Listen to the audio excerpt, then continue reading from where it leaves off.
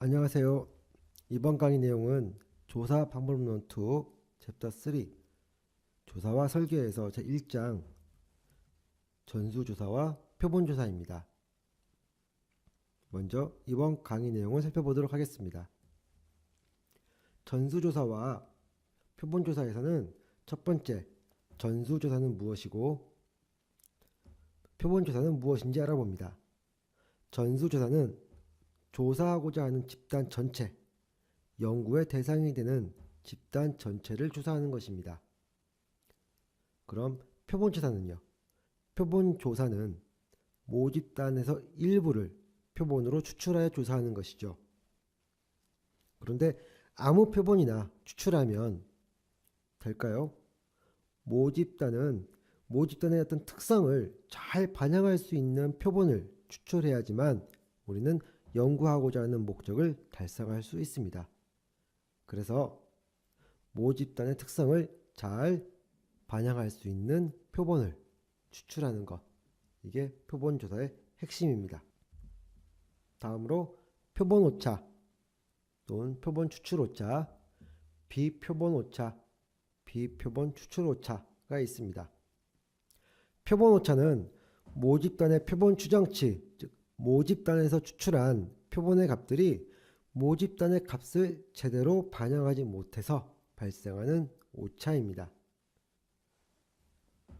비표본 오차는 전수조사나 표본조사 모두에서 발생합니다. 언제 발생하느냐? 어떤 조사 과정의 실수 또는 자료 입력의 실수, 이런 부분에서 비표본 오차가 발생합니다.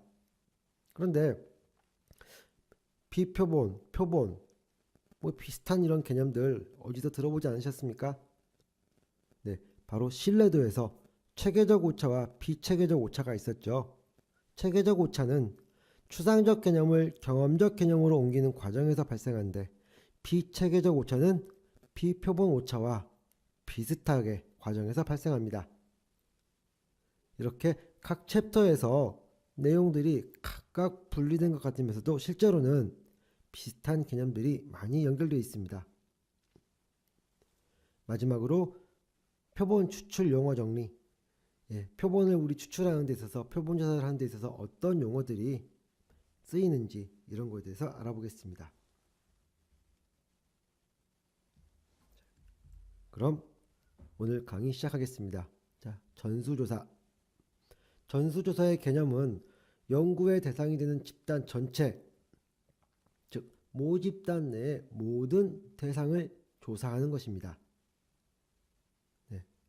특징, 어떤 특징이 있고 어디서 활용을 하는지, 조사 대상 각각에 대한 정보가 필요할 때, 또는 통계량으로부터 모수를 추정하기 어려울 때 적합하다. 각각에 대한 정보가 필요할 때, 즉 모든 집단 구성원에 대한 정보가 필요할 때 우리는 전수조사를 실시합니다.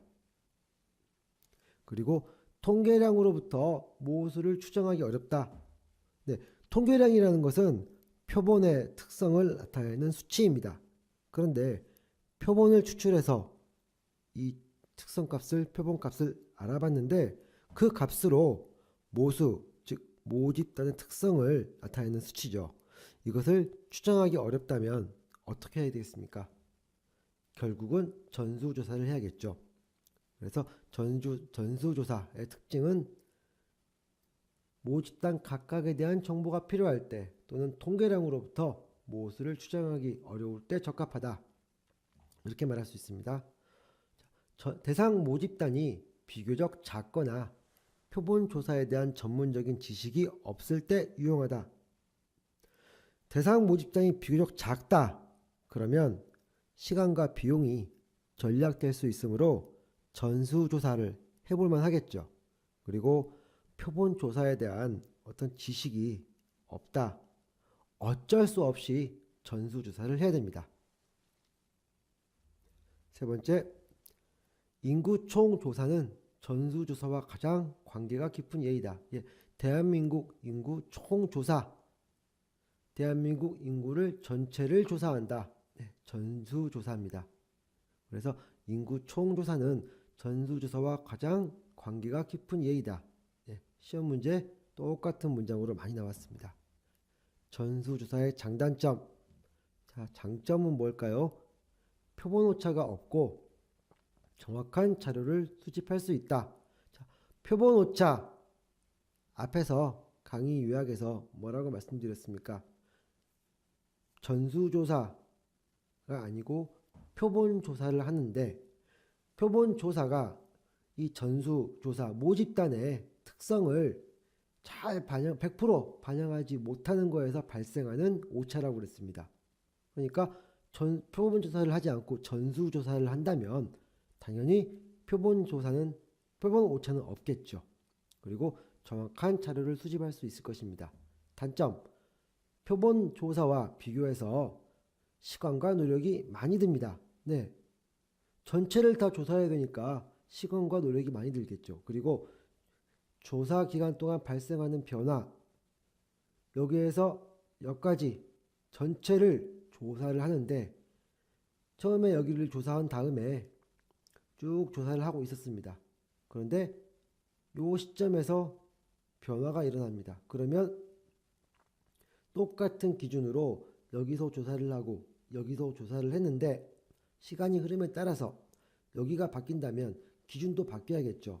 그래서 조사 기간 동안 발생하는 변화를 반영하지 못하는 단점이 있습니다.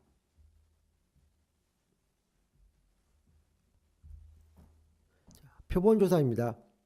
표본조사의 개념, 전체 집단, 모집단이라고 하죠. 전체 집단을 조사해야 되지만 시간, 공간상의 제약으로 표본을 통해 데이터를 수집하는 것을 말한다. 네, 시간, 공간, 또 어떻게 보면 비용도 있죠. 비용적인 측면에서도 다 제약이 발생해서 전체 집단을 조사할 수 없습니다. 그래서 표본을 통해 데이터를 수집합니다. 모집단으로부터 그 특성을 잘 나타낼 수 있는 일부 대상을 추출하여 자료를 수집하는 모집단 특성을 추정한다. 모집단인데요. 모집단의 특성을 잘 나타낼 수 있는 어떤 표본들을 골고루 추출을 해서 통계량을 낸 다음에 모집단이 어떤 것이다 라고 추정을 해야 되는데, 일부만 수집을 한다면 이 모집단의 특성을 잘 반영할 수 없겠죠. 그래서 이 표본조사의 개념은 특성을 잘 나타낼 수 있는 일부 대상을 추출해야 하는 것, 이것이 핵심입니다. 자, 특징으로는 어떤 것이 있을까요? 표본조사를 하는 이유는 비용과 시간의 절감, 높은 정확도, 그리고 광범위한 주제에 걸친 연구, 다양한 정보 확보를 위해서이다. 네, 당연히 시간, 비용, 절감 되겠죠. 그리고 아까 제가 말씀드렸던 것처럼 모집단의 그 전수조사의 단점, 시간이 지남에 따른 어떤 변화를 반영할 수 없다.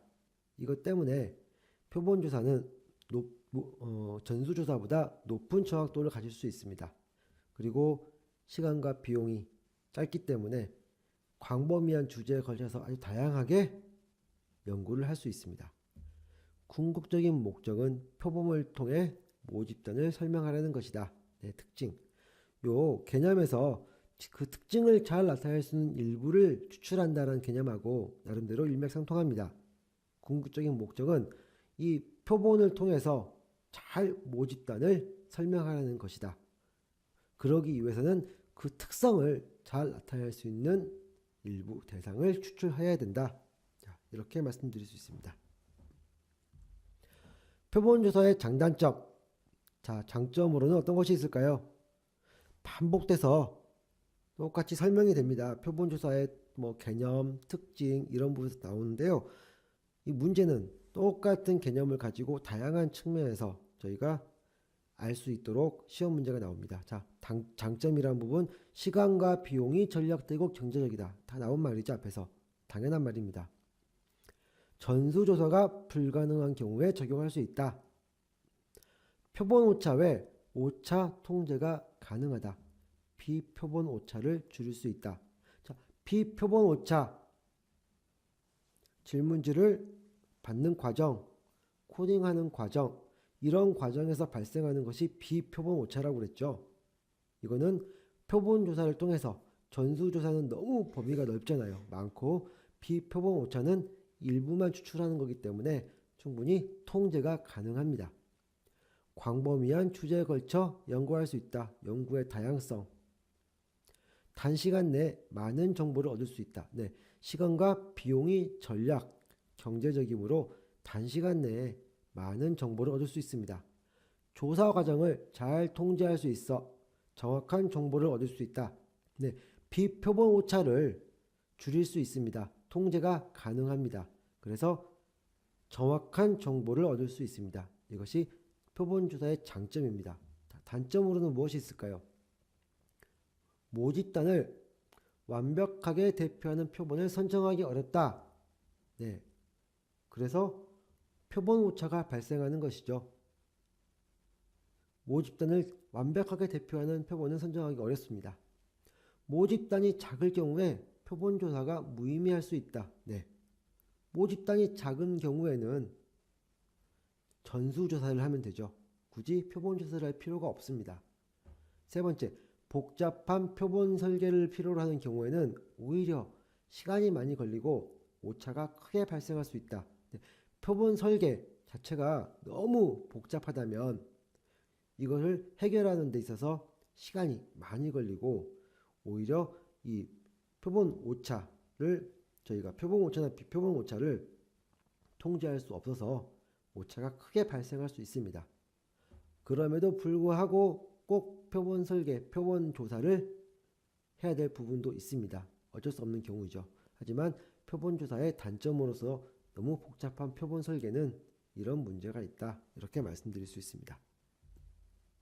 전수조사와 표본조사의 관계, 어떤 관계가 있을까요? 무조건적인 전수조사는 시간적, 물적 비용을 과다하게 발생시켜 비효율적이다. 네, 표본 오차를 없애기 위해서 무조건적으로 전수조사를 한다는 것은 시간이나 물적 비용이 과다하게 발생합니다. 표본조사로서도 충분히 가능한 부분은 표본조사를 해야 되는 것입니다. 표본조사를 하는 당위성의 핵심은 집단 특성의 가정인데 이는 어떤 특성을 지닌 전체의 일부는 그 전체의 모든 특성을 포함하고 있다. 이런 것입니다. 네. 세 번째, 표본 오차의 핵심은 모집단의 일반적 특성에 부합되는 표본의 특성을 통해 모집단의 특성을 추정하는 것이다. 자, 2번과 3번 연결되는 말입니다. 우리가 궁극적으로 알고 싶어하는 것은 모집단의 특성이죠. 근데 이 모집단의 특성은 표본조사를 함으로써 어떤 특성을 지닌 일부는 그 전체의 모든 특성을 포함하고 있기 때문에 모집단의 특성을 추정이 가능하다라는 거에서 표본조사를 우리가 진행을 하는 것입니다. 그래서 표본조사를 하는 당위성 그리고 표본조사의 핵심 이렇게 이런 이론으로 연결되어 있습니다. 모수란 모집단으로부터 얻어지는 양이고 통계량이란 표본의 특성을 나타내는 양이다. 네. 모수, 모집단의 특성, 통계량, 표본의 특성. 통계적인 모수 추정이란 모수와 통계량을 연결하기 위한 절차이며 가설검정이란 가설의 기각 여부를 결정하는 것이다. 이렇게 설명드릴 수 있습니다. 자, 표본 오차와 비표본 오차 또는 표본 추출 오차와 비표본 추출 오차에 대해서 말씀드리겠습니다. 자, 표본 추출 오차, 표본 추출이라는 건 어떤 것일까요? 저희가 표본 추출 오차와 비표본 추출 오차를 설명드리면서 과연 그러면 표본 추출이라는 것은 무엇인가에 대해서 한번 알고 넘어가겠습니다. 표본 추출이라는 것은 모집단에서 표본을 선택하는 행위. 네, 큰 모집단에서 일부 표본을 뽑아서 빼내는 것입니다. 왜? 시간과 비용을 절약하기 위해서. 모집단 전체를 조사하면 시간이 많이 걸리니까 비용도 많이 들겠죠. 그래서 시간과 비용을 절약하기 위해서 우리는 표본을 추출합니다. 근데 이 추출된 표본은 모집단을 대표할 수 있어야 되죠. 그리고 표본을 추출해서 우리가 표본 추출량에 대해서 우리가 알아보는 것은 모집단의 정보를 파악하기 위해서 일부가 전체를 대신할 수 있다라는 전제에 대해서 표본 조사를 실시한다고 그랬죠. 그래서 궁극적인 목적은 표본 추출을 통해서 모집단은 어떤 특성을 가지고 있다, 이런 모집단의 정보를 파악하는 데 어떤 궁극적인 목적이 있습니다. 그래서 모집단을 분명하게 정의하는 것이 중요합니다. 모집단은 딱 어떤 특성을 가지고 있는 집단이다 라고 우리가 분명히 정의를 해야지만 이 모집단에서 정확하게 표본을 추출할 수 있는 것입니다. 표본 추출 단위는 표본이 실제 추출되는 연구 대상 목록이다. 표본이 모집단을 잘 대표하기 위해서는 가능한 한 확률 표본 추출을 하는 것이 바람직하다. 하지만 확률 표본 추출을 하지 못하는 경우가 많으므로 우리는 비확률 표본 추출을 하고 있습니다. 뒤에서 이 부분은 자세하게 설명을 드리겠습니다. 자, 표본 오차는 어떤 것이 있을까요? 표본 오차란 뭘까요? 표본 추출 분포가 정상임을 전제로 생기는 오차입니다. 네, 표본을 추출하는데 이 분포가 정상적으로 되어 있다는 것입니다. 모집단의 표본 추정치가 실제 모집단의 값을 반영하지 못하여 발생한다. 네, 계속 설명을 드렸죠. 모집단에서 아무리 정확하게 표본을 추출한다고 해도 이 표본은 모집단을 100% 대신할 수 없습니다. 그래서 모집단의 표본 추정치가 실제 모집단의 값을 반영하지 못하여 발생한다 라고 합니다. 통계량들이 모수 주위에 분산되어 있는 정도를 나타낸다. 또 표본 크기 또는 표본 크기 제곱근에 반비례하고 표본의 분산이나 신뢰 계수에 비례한다. 분산이 작을수록 오차는 작아진다. 이런 말입니다. 전체 표본의 크기가 같다고 했을 때 단순 무작위 추출법보다는 층화 표본 추출법에서 표집 오차가 나타난다. 이 부분은 마에서 사는 확률 표본 추출법에서 다시 한번 설명드리겠습니다. 확률 표본 추출법에서 표본 오차는 집락 그리고 단순 무작위 층화 표본 추출의 순으로 커집니다. 분산 표본 크기는 표본 크기 제곱근에 반비례하고 표본의 분산이나 신뢰 계수에 비례한다. 이 분산이라는 게 어떤 거죠? 이 분포되어 있는 정도죠. 이 분포되어 있는 정도가 크다면, 이 분산이 크다면 오차도 커지겠죠. 이 평균에서 분산되어 있는 정도가 크다면 오차는 당연히 크다고 우리가 말할 수 있습니다. 그런데 분산이 작다, 이 평균에 잘 모여 있다, 그러면 오차는 작아진다. 이렇게 말할 수 있습니다. 그래서 신뢰 계수가 높다 라고 한다는 말은 표본 오차가 크다, 이렇게 말할 수 있습니다. 단순 무작위 표본 추출법에서는 표집 오차는 분산의 크기가 커질수록 커진다. 표본 오차에 영향을 끼치는 요인은 무엇이 있을까요? 표본의 크기, 모집단의 분산 정도, 표본 추출 방법, 이렇게 세 가지가 있습니다.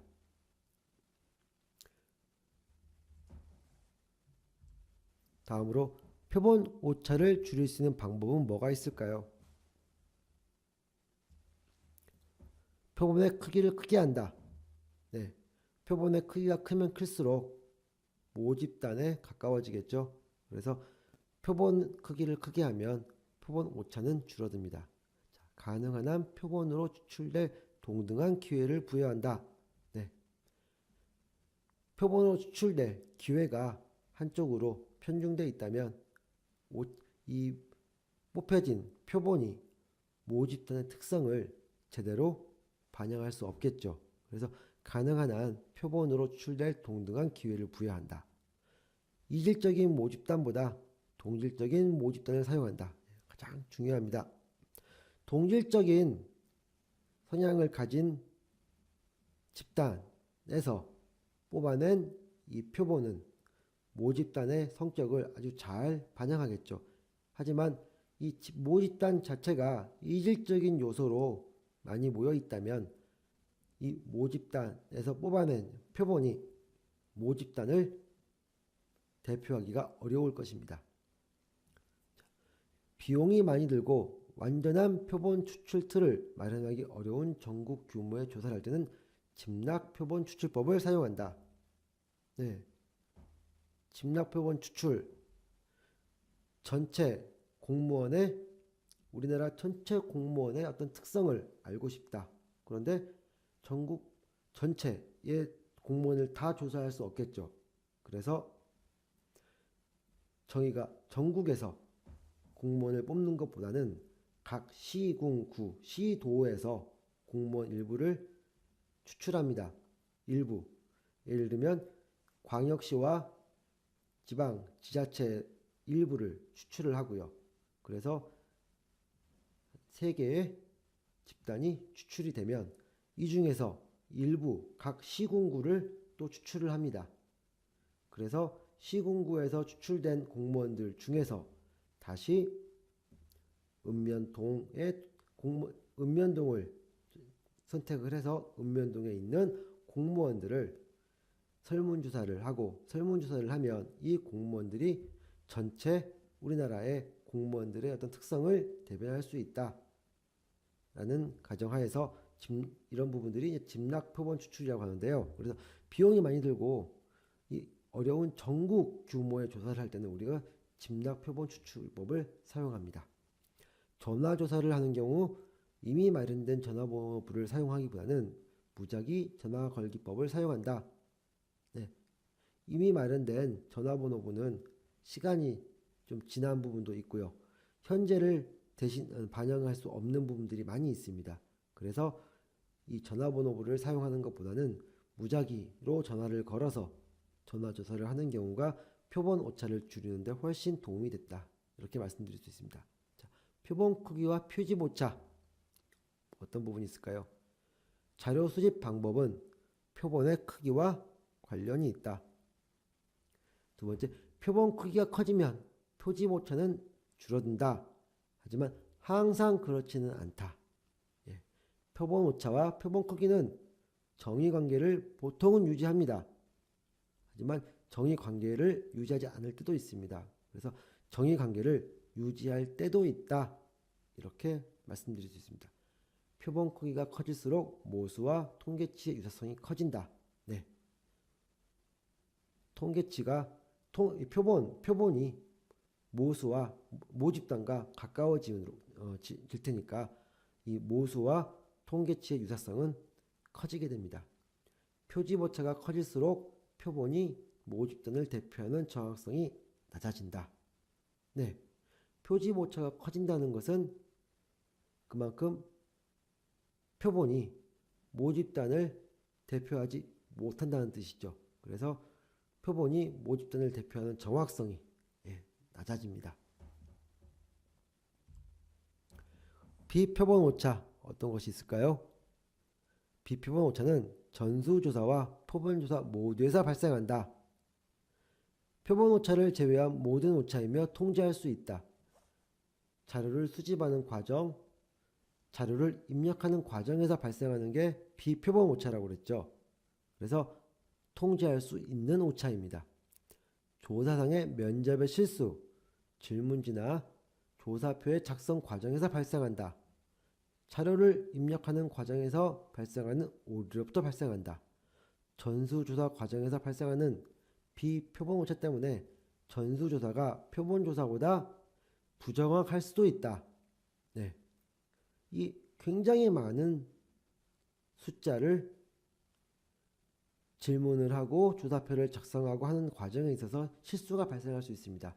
표본조사 같은 경우는 전수조사보다 양이 적죠. 그래서 충분히 통제가 가능하기 때문에 전수조사가 표본조사보다 부정확할 가능성이 높습니다. 표본 추출 용어 정리입니다. 자, 모집단, 연구하고자 하는 이론상의 전체 집단, 우리가 규명하고자 하는 집단의 총체, 이렇게 말씀드릴 수 있습니다. 표본이란 모집단 중 연구 대상으로 추출된 일부, 모집단에서 일정 부분 추출된 요소들의 집합, 대표성을 가져야 된다. 표본 오차란 말씀드렸죠. 표본 수치와 모집단 수치의 차이, 표본이 모집단을 100% 대표할 수 없다는 것에서 나오는 오차입니다. 통계치, 표본으로부터 얻어지는 통계량입니다. 표본으로부터 얻어지는 어떤 그 표본의 특성들이죠.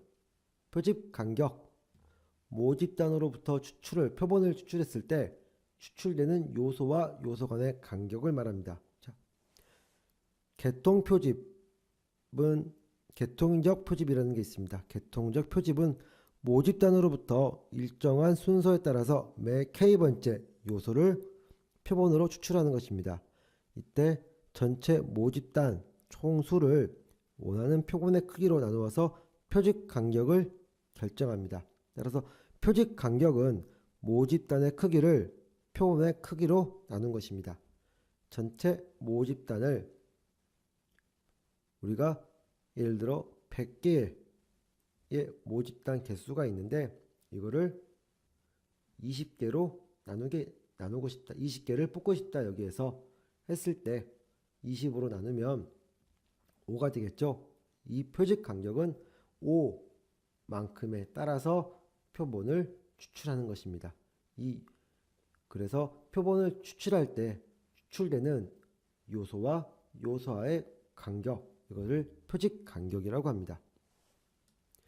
표본 분포는 동일한 크기의 표본을 반복해서 추출했을 때 각 표본 통계량의 분포, 모집단으로부터 추출된 어떤 표본들의 통계량에 대한 분포를 표본 분포라고 합니다.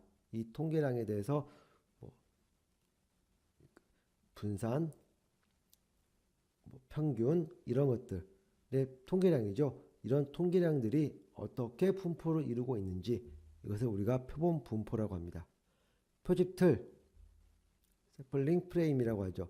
표본 추출을 위한 모집단의 구성 요소나 표본 추출 단위가 수록된 목록, 우리가 전화번호부를 통해서 전화를 걸어서 설문조사를 한다 했을 때 이 전화번호부를 우리는 표집틀이라고 합니다. 분석 단위와 관찰 단위. 분석 단위라는 것은 자료 수집 내용에서 실제로 우리가 자료를 추출하는 단위입니다. 분석하는 단위입니다. 분석하는 단위. 어떤 단위로 우리가 분석을 할 것인지. 관찰 단위라는 것은 직접적인 조사 대상이죠. 예를 들면요. 5개의 집단이 있습니다. 5개의 집단이 있는데 각 집단에 100명씩 포함되어 있습니다. 그런데 우리가 집단에 대해서 분석을 하고 싶다라고 하면 이 5개의 집단이 분석 단위가 되는 것입니다. 자료를 분석하는 단위. 관찰 단위, 직접적인 조사 대상. 하지만 이 집단을 다 우리가 분석하기 위해서는 기본적으로 이 집단에 속한 이 각각의 100명들을 100 곱하기 500명을 모두 조사를 해야겠죠. 이 조사를 해서 이것을 5개의 집단으로 나눠서 분석을 해야 되는 것이죠. 그래서 관찰 단위라는 것은 직접적인 조사 대상, 방금 든 예로 말하면 이 500명, 이것을 우리는 관찰 단위라고 합니다. 모수로부터 얻어지는 통계량을 말하죠. 통계치와 모수치. 표집 단위, 표집 과정에서 각 단계에서의 표집 대상을 말합니다. 표집 단위라는 것은 요소 분석과 정보 수집이 기본이 되는 단위이며 분석의 기초. 관찰 단위는 요소를 설명을 하면요. 이 관찰 단위는 개별 요소라고도 할 수 있고 요소들의 집합이라도 할 수 있습니다. 이 분석과 정보 수집이 기본이 되는 단위, 분석의 기초 이렇게 할 수 있습니다. 자, 표집률, 모 집단에서 개별 요소가 선택될 비율, 모 집단의 크기에 대한 표본 집단의 크기. 자, 모 집단이 전체 모 집단이 500명이다. 500명 중에서 우리가 100명을 표집을 해서 분석을 한다 라고 하면 이 표집률은 500분의 100으로 해가지고 20%가 되는 것입니다. 이렇게 우리가 알 수 있습니다. 이상으로 오늘 강의를 마치겠습니다. 감사합니다.